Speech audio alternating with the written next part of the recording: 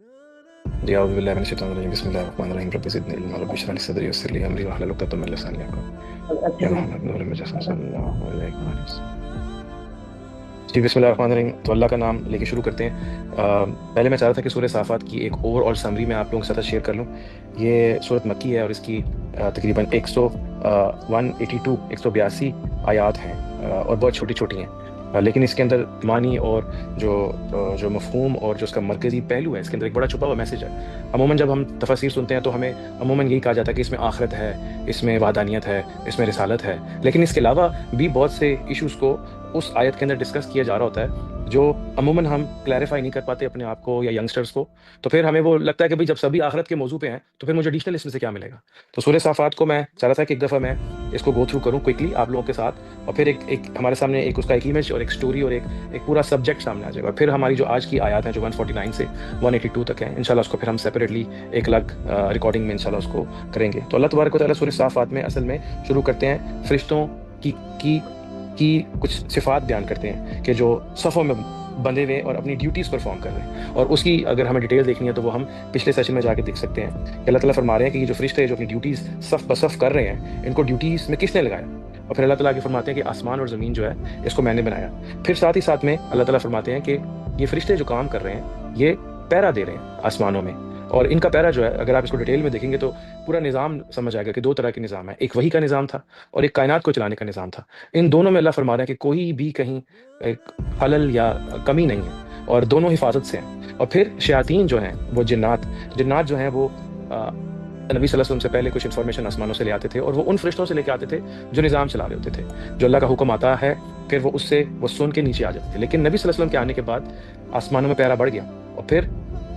ये मुश्किल हो गया जिन्नात के लिए इन्फॉर्मेशन को लेके आना। ऐसे लगा कि जैसे अल्लाह तबारक व तआला ने अब सबको बादब कर दिया और सब सुराखों को या तमाम रस्तों को बंद कर दिया कि अब क़यामत तक ये जो निज़ाम चलना है, ये मेरे नबी का चलेगा। और अल्लाह तबारक व तआला इसमें ये बता रहे थे कि आपके पास ये जो मैसेजेस शयातीन झूठे लेके आ रहे हैं, ये गलत है।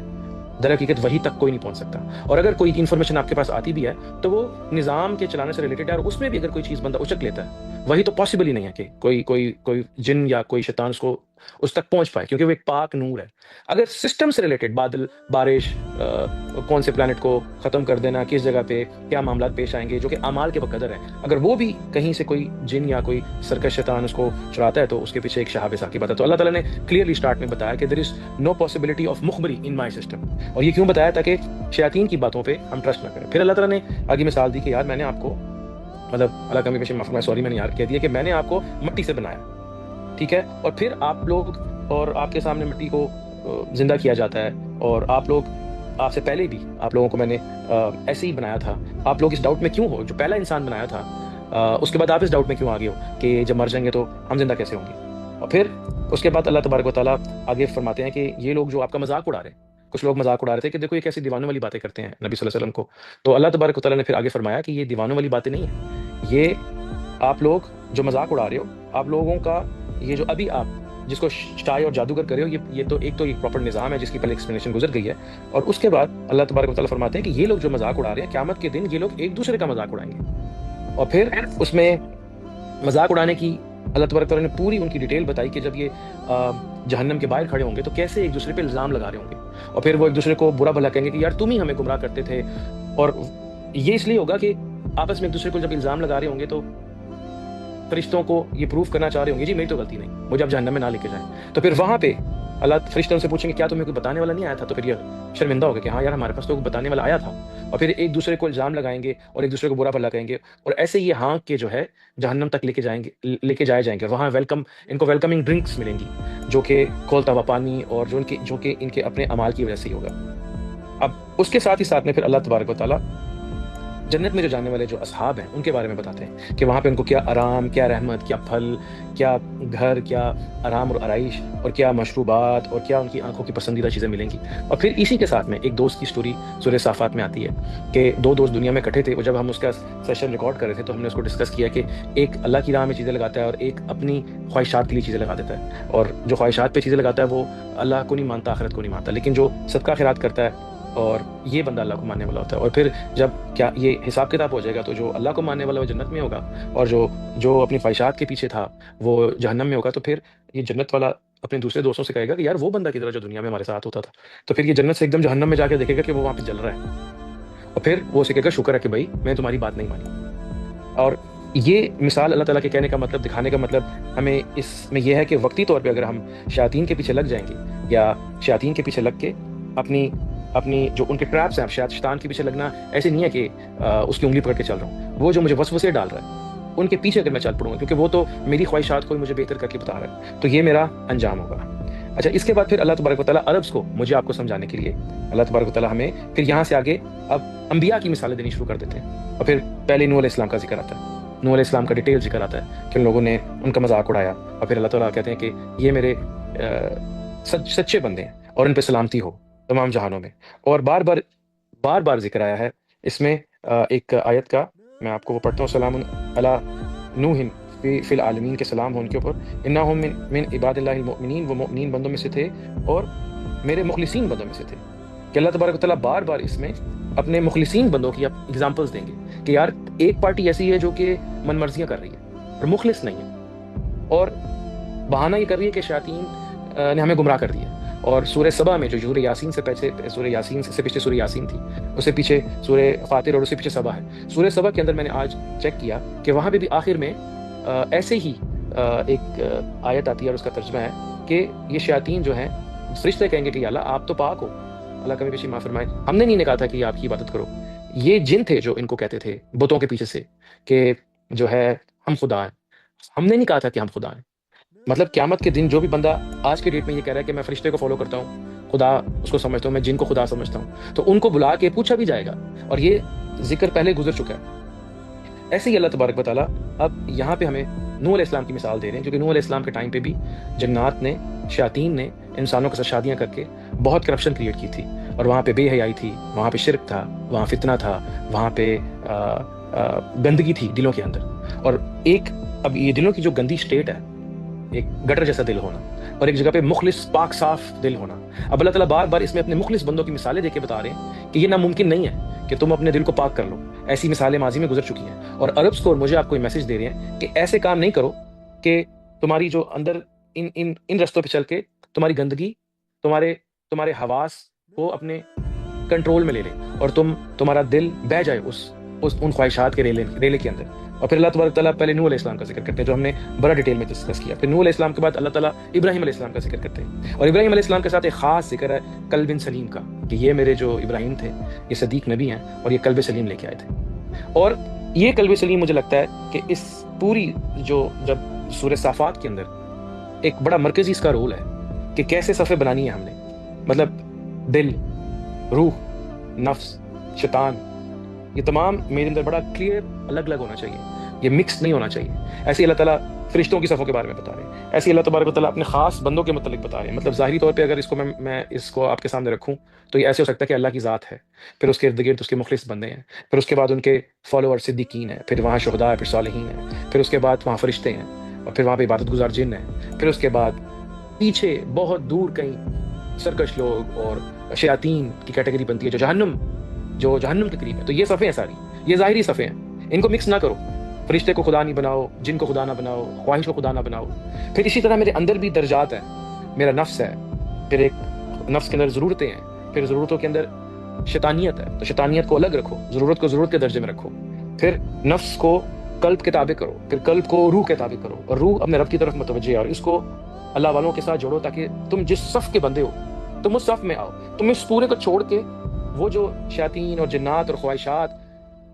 کے ساتھ تم اپنا جوڑا بنا رہے ہو تم وہاں سے بچو. تو یہاں سے پھر اس کو مطلب اسی ساری ترتیب کو سامنے رکھتے ہیں. پھر ابراہیم علیہ السلام کی مثال ہے, اور پھر ابراہیم علیہ السلام کا جو واقعہ اسماعیل علیہ السلام کو قربان کرنے کا, اور اسحاق علیہ السلام کی جو ان پہ عنایت ہوئی, ہم نے کافی ڈیٹیل میں ڈسکس کیا تھا, وہ آپ سن سکتے ہیں اس سیشن کے اندر. اور پھر آپ صلی اللہ علیہ وسلم نے خاص اللہ تبارک تعالیٰ نے خاص نبی صلی اللہ علیہ وسلم کو بتایا کہ ابراہیم علیہ السلام جو ہے وہ قلب سلیم کے مالک ہیں, وہ قلب سلیم کے مالک ہیں. اچھا, پھر ابراہیم علیہ السلام کے بعد آگے اللہ تبارک تعالیٰ نے یہاں پہ لوط علیہ السلام کا ذکر کیا,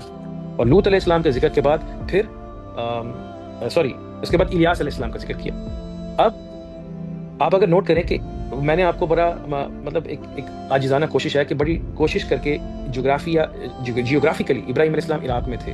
اور پھر ابراہیم علیہ السلام اپنے بچے اور بیگم کو سعودی عرب میں چھوڑ کے چلے گئے مکہ میں, پھر کیسے وہ واپس فلسطین گئے، پھر فلسطین میں اپنے بھتیجے لوط کو وہاں پہ چھوڑا، پھر اس کے بعد یہاں سے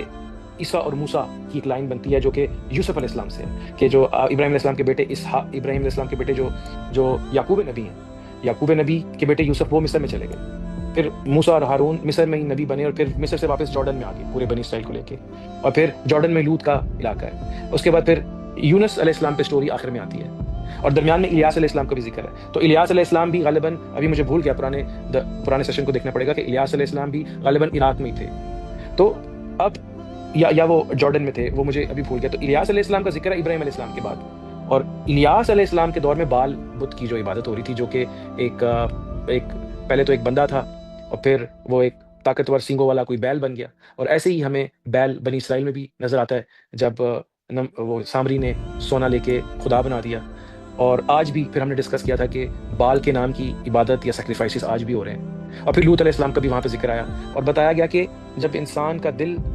ناپاک ہو جاتا ہے تو پھر انسان کی سوچ کیسی ہو جاتی ہے، کہ وہ ہومو سیکشولیٹی کی طرف چلے جاتا ہے اور نظام کو دھرم بھرم کر دیتا ہے۔ اور پھر لوط علیہ السلام کا ذکر کرنے کی ہم نے ایک ریلیونس نکالی تھی اس سیشن میں، کہ وہ اس کا کیا مقصد ہے، کیونکہ وہ باطنی پلیتی ہے، اور باطنی پلیتی ایک تو شرک ہے، دل شیئر کرنا، اور ایک جسم شیئر کرنا، یہ دونوں ہی پلیتگی ہیں، مطلب دل شیئر کیا تو یہ باطنی پلیتی ہوگی، اور جسم شیئر کیا تو یہ بھی شرک ہو گیا، کہ اسی کا دیا ہوا جسم شیئر کر لیا کسی کے ساتھ، اس کی بتائے ہوئے طریقوں پہ استعمال نہیں کیا۔ تو شرک اور زنا ہمیشہ قرآن میں، ہمیشہ نہیں لیکن مینی ٹائمز میں نے دیکھا کہ اسی بدترین گندگی کی لائن میں ہی آتا ہے، شرک اور زنا مینی ٹائمز ساتھ آ جاتا ہے۔ پھر ادھر سے جب ہم آگے نکلے تو پھر یونس علیہ السلام کا ذکر آیا، اور یونس علیہ السلام کا ذکر اس لیے آیا کہ بتایا گیا کہ یونس علیہ السلام کی قوم تو ایمان لے آئی تھی، پیچھے جتنی بھی قومیں تھیں وہ برباد ہو گئی، لیکن یونس علیہ السلام کی قوم ایمان لے آئی تھی،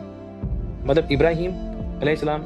موسیٰ اور ہارون اور الیاس علیہ السلام، بال بت کا ذکر، پھر اس کے بعد لوط علیہ السلام، اور آخر میں یونس علیہ السلام کا ذکر ہے، اور یونس علیہ السلام عراق سے ہیں۔ یہ غالباً اب پوری ڈسکشن ہم نے 2 ویک پہلے کی تھی، اور یونس علیہ السلام نیئرسٹ رسول اللہ صلی اللہ علیہ وسلم کے، اور یہ بھی عراق میں جو تھے وہ مبعوث ہوئے، اور پھر وہ کشتی والا پورا واقعہ ہم نے ڈسکس کیا لاسٹ ویک، اور پھر اللہ تبارک تعالیٰ نے ایک مثال دی کہ دیکھو وہ لوگ ایمان لے آئے تھے، تو آپ بھی اگر توبہ کریں گے تو آپ بھی ایمان لے آئیں گے، تو کوئی مایوسی نہیں ہے، میری رحمت میں کوئی کمی نہیں۔ تو یہاں تک تو ہم نے یہ پچھلے ویک میں کور کیا تھا۔ اچھا، اس کے بعد آگے اب اللہ تبارک تعالیٰ عربس کو ان کو یہ ساری مثالیں دینے کے بعد، فرشتوں کی، جنت کی، جہنم کی، انسان کو مٹی سے بنانے کی، پھر انبیاء کی، اب اللہ تبارک تعالیٰ قریش کو اسپیسیفکلی ایڈریس کر کے، ہمیں اسپیسیفکلی ایڈریس کر کے بتا رہے ہیں کہ تم جو ہے وہ اللہ کے لیے بیٹیاں بنا لیتے ہو، اور وہ ہمیں آج انشاءاللہ ڈیٹیل میں ڈسکس کریں گے، اور میرے لیے تو اللہ کے لیے بیٹیاں بنا لیتے ہو اور اپنے لیے تم بیٹے بنا لیتے ہو، اور آپ دیکھیں گے کہ بیٹی اس میں کوئی تحقیر ہے یا اس کے پیچھے ریزن کیا ہے کہ کیوں اللہ تعالیٰ نے ایسے فرمایا، اور پھر تم جنوں سے شادی کروا دیتے ہو، تم کہتے ہو کہ اللہ نے جنوں کی بیٹیوں سے شادی کی اور فرشتے ان کی بیٹیاں ہیں، اور اس مائنڈ سیٹ کا تعلق لوطی مائنڈ سیٹ کے ساتھ ہے، کہ جب آپ کا دل پاک نہیں ہوتا اور آپ کا نفس ڈومیننٹ ہوتا ہے، خواہشات ڈومیننٹ ہوتی ہیں، تو پھر شیاطین کیسی گندگیاں انسان کے دل میں ڈالتے ہیں، اور پھر انسان کیسے کام کرتا ہے اور اس کی لاجک کیسے گھڑتا ہے۔ اور پھر اللہ تبارک تعالیٰ نے اس کو اچھا خاصا ڈسکس کیا کہ انہوں نے تو میری نسبت جنوں کے ساتھ بنائی ہوئی ہے، تو بنعوذ باللہ، جو کہ میں پاک ہوں، جبکہ میری نسبت تو میرے پیارے بندوں کے ساتھ ہے، وہ یہ نہیں سمجھ رہے، اور میری نسبت جنوں کے ساتھ بنائی ہوئی ہے، اور میری بیٹیوں کو فرشتہ بنایا ہوا ہے، جبکہ میرے تو نسبت میرے خالص بندوں کے ساتھ ہے۔ اور پھر یہ اینڈ آف دا ڈسکشن ہے صافات کی۔ اور پھر اللہ تبارک تعالیٰ بتاتے ہیں کہ فرشتے جو ہیں وہ ایک خاص مقام کے لوگ ہیں، اور وہ ان کا ایک خاص حد ہے، وہ اس سے آگے نہیں بڑھتے اور اس سے پیچھے نہیں ہٹتے۔ اور پھر اس کے جو سورہ صافات کے اینڈ کے اندر اللہ تبارک و تعالیٰ نبی صلی اللہ علیہ وسلم کو فرما رہے ہیں کہ آپ ایسے جو مائنڈ سیٹ کے لوگ ہیں، آپ ان کے لیے پریشان ہو رہے ہیں، یا آپ کو برا کہہ رہے ہیں، ان کے لیے پریشان ہو رہے ہیں، آپ ان سے دھیان ہٹا لیں، آپ ان سے نظریں ہٹا لیں، جو کہ ایک بہت خوف دہ بات ہے، کیونکہ باپ جب اپنی دھیان ہٹا لے اولاد سے، تو پھر آپ کو پتہ ہے کہ ان کو کوئی پوچھے گا نہیں، وہ برباد ہی ہوں گے۔ اب ان بدتمیزیوں اور بے حیائیوں کی وجہ سے نبی صلی اللہ علیہ وسلم کو اللہ فرما رہا ہے کہ آپ ان سے دھیان ہٹا لیں۔ اور پھر آگے ایک بڑا باریک سا پوائنٹ ہے کہ یہ جو کچھ بھی ہو رہا ہے ہمیں بتایا جا رہا ہے کہ یہ تم خود کر رہے ہو، اور وہ قرآن کی پراپر آیت ہے کہ شیطان نہیں کر رہا، یہ میرے مخلص بندے شیطان کے ہاتھ میں نہیں آئے، اور وہ جو آئے وہ خود آئے، اور جب جو قومیں شیطان کے ہاتھ میں آئیں وہ برباد ہو گئی، لیکن میرے انبیاء شیطان کے ہاتھ میں نہیں آئے۔ پھر ایک قوم بھی ہے، چلو جی وہ تو نبی تھے، اور ایک قوم بھی ہے یونس علیہ السلام کی قوم، وہ تو شیطان کے ہاتھ میں آئی لیکن بعد میں توبہ کر لی۔ تو اللہ فرما رہے ہیں کہ یہ جو کچھ ہو رہا ہے یہ شیطانوں کی بس کی نہیں ہے، نہ یہ جنوں کے بس کی ہے، تم ان پہ ان کی کندھے پہ گند رکھ کے، ان کی کندھے پہ بندوق رکھ کے نہیں چلاؤ. یہ جو کچھ کر رہے ہو یہ ساری جہالت تمہاری اپنی ہے. اور آخر میں پھر اللہ تعالیٰ فرماتے ہیں جو بڑا فیمس ایک قرآن کی آیت ہے کہ سبحان ربک رب العزت عما یصفون، کہ اللہ تعالیٰ پاک ہے ان تمام باتوں سے جو میری بندے میرے لیے کر رہے ہیں. وسلام علی المرسلین، اور میرے جو مخلص بندے ہیں اور جو میرے مرسل بندے ہیں ان پہ سلامتی ہو، اور تمام تعریفیں بے شک اللہ کے لیے. تو یہ ہے سورہ صافات. تو اوور آل میں اگر میں اس کو سمرائز کروں، اللہ تبارک و تعالیٰ نے باہر کی اور اندر کی گریڈنگز، صف بندی نظام کیسے چلتا ہے بڑا کلیئرلی بتایا کہ ایک رب ہے، اس کے بندے ہیں، پھر اس کے بعد بندوں کے ساتھ جنات ہیں، اس کے ساتھ فرشتے ہیں، فرشتوں کے ساتھ پھر فردر آگے دنیا کا نظام ہے، پھر یہاں مخلوقات ہیں، مخلوقات کے آگے پھر یہاں پہ شیاطین ہیں، اور پھر یہاں سے آگے برے انسان ہیں، اور یہ تمام صف بندی ہیں. اور جنت اور جہنم اعمال کے بقدر ہے. آپ دیکھ لیں کہ آپ نے کس صف میں اپنے آپ کو کھڑا کرنا ہے، اور صفوں کو مکس نہ کریں. فرشتے کو رب سے نہ ملا دیں، انسان کو جن سے نہ ملا دیں، مرد مرد کو نہ ملا دیں، عورت عورت کو نہ ملا دیں. اور اس سب کے اندر جو ایک بڑا کلیئر میسج ہے کہ یونس علیہ السلام کے میسج میں بھی یہ کہ جب مچھلی کے پیٹ میں چلے گئے تو وہ وہاں یاد کر رہے تھے اللہ کو. اور ابراہیم علیہ السلام کے متعلق بھی آیا کہ وہ میرے قلب سلیم، میرے پیارے صادق بندے تھے جو قلب سلیم کے حامل تھے. مطلب جس کے دل میں پاکیزگی ہے وہ پاکیزگی اس کی کامیابی کی ضمانت ہے، اور جس کا دل پاک نہیں اللہ کے لیے وہ خود ہی اپنے لیے بربادی کی ضمانت ہے. کوئی اس کو برباد نہیں کر رہا. یا ایک اور مثال اس میں مثال تھی لوط علیہ السلام کی بیوی اور ابراہیم علیہ السلام کی بیوی اور نوح علیہ السلام کی بیوی. ہم نے ان بیویوں کو بھی لاسٹ ٹائم ڈسکس کیا تھا کہ دو بیویاں صاحب اولاد تھیں، لوط علیہ السلام کی بیوی اور نوح علیہ السلام کی بیوی. یہ صاحب اولاد تھیں لیکن باطنی بانچ تھیں، ایمان ان کے دل میں پروان نہیں چڑھ سکا. پر ابراہیم علیہ السلام کی بیوی یہ بھی بوڑھی عورت تھی، باطنی بانچ نہیں تھی، تو اللہ نے ان کو اولاد دی، اسحاق علیہ السلام نوازے اور اپنا قرب بھی نوازا. اب وہ بار بار جو اس بڑھیا کا ذکر آیا، ہمیں باطنی بانچ نہیں ہونا. باطنی طور پہ ہمارا دل، جیسے میں یہ سنتا ہوں اپنے شیخ سے کہ مومن کا دل اللہ کی رحمت سے اس کے اندر سے میوے، رنگ، خوشبوئیں نکلتی ہیں، صفات نکلتی ہیں. یہ حدیث میں بھی آتا ہے کہ دل کرم انگوروں کی بیل ہے، لیکن دل کرم کی، مومن کا دل کرم کی طرح اس میں مختلف خوش مزے اور لذتیں نکلتی ہیں. تو بانچ دل نہیں ہونا چاہیے. یہ میرا دل، یہ میرے رب کا آئینہ ہے. اگر یہ اس کا جوڑا میرے رب کے ساتھ نہیں، اور یہ جو علوم اس نے دیے، جو روحانی علوم ان کو فالو نہیں کرتا، تو پھر یہ بانچ ہے. تو اس سارے کے اندر ہمارے دل کی زمین یا ہمارے نفس کی زمین بانچ نہیں ہونی چاہیے. ہمیں جس ترتیب سے وہ لے کے چلا جا رہا ہے اسی ترتیب سے ہم اپنے اندر بیلنس کریں، اور پھر ان مرسلین کو فالو کریں کہ جن کے ساتھ مل کے من کی صفائی ہوگی، باطنی حیات ملے گی، ادب اداب ملیں گے، اور ہم اپنے رب تک پہنچیں گے. اور ایگزیکٹلی سورہ یاسین کے آخر میں ہے سلام قول من رب الرحیم، اس نعمت اور اس سلامتی تک پہنچیں گے جو اللہ تبارک و تعالیٰ دنیا میں اور آخرت میں بھی اپنے برگزیدہ مخلص خالص یا مرسلین کو عطا کریں گے. تو یہ ایک اوور آل سورہ صافات کا ایک پورا جو اوور آل نقشہ سامنے آتا ہے کہ سورہ صافات ہے کیا، اور اس میں جو مجھے لگا کہ اس میں مرکزی کدھر اللہ تعالیٰ نے مار کیا، کس اور جو صفات، بری صفات نکل رہی ہیں ان کو الگ الگ کر کے دکھایا. اب ہم اللہ کا نام لے کے اللہ تعالیٰ سے دعا ہے کہ ہم قلب سلیم اور وہ ان تمام پاکیزگیوں کو پہنچ پائیں جو ہمیں ہمارے رب کے قریب کریں. اب میں انشاءاللہ ابھی اس کے بعد سے کوشش کرتا ہوں کہ کوئکلی جو آج کا ہمارا جو لاسٹ پارٹ تھا، یہ تو اوور آل ہو گیا سورہ صافات کا، اس کو سپریٹ کر دیتا ہوں، اور پھر جو آخری پارٹ ہے سورہ صافات کا 149 سے لے کے 182 تک ان آیات کو ہم پڑھتے ہیں، اور پھر اس کے اندر تھوڑا ڈیٹیل میں ڈیپ ڈائیو کرتے ہیں.